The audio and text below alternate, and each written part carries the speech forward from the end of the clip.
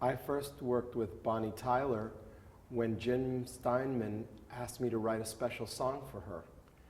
She was coming off of Total Eclipse of the Heart, and they were making the next album called Faster Than the Speed of Light. And Jim Steinman called me and he said, okay, I want a special song that has the verses have to sound like Tina Turner, the B section has to sound like The Police or U2 or Hall & Oates, right. He said. And then the chorus has to sound like Bruce Springsteen. Right. So I wrote a special song called, oh, and one more thing, it had to be androgynous, and it had to be about androgyny. Right. So this song was a key for me.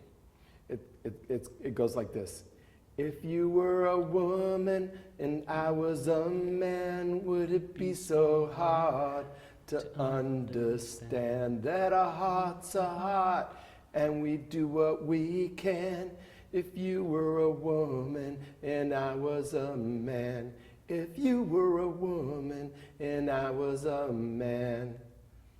So that song actually became a big hit in France. Yeah. And so, but it really wasn't the hit that I wanted it to be, because I thought when I wrote, I said, okay, this is going to be the biggest song of all time.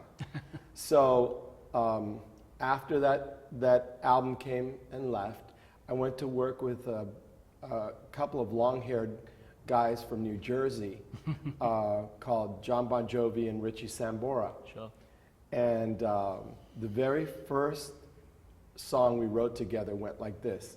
Shot through the heart and you're to blame, darling, you give love a bad name. Right. And if you listen to that song, yeah, back to back with if you were a woman, I was a man, it starts out exactly the same a cappella, and then comes the tune tune tune tune tune tune tune tune tune tune tune tune tune tune tune. Yeah. And you know, there's so many similarities in the construction of the song. And I sort of wanted, you know, I was kind of sore at the record company for not really pushing that song. And I said, I'm going to prove that song's a hit. And so we did. So you wrote it again? So we wrote it again, yeah. And I actually did get a chance to work with Bonnie after having written If You Were a Woman and I Was a Man. I was asked to write and produce 3 songs, and they gave me a budget just enough to do that. Right. By the time we left, we had cut a whole album on that same budget. Really? We went up to Woodstock, New York, and we had this fantastic Bearsville Studios where Janis Joplin had recorded. In fact, her little piano was sitting in a corner. It just gave us goosebumps.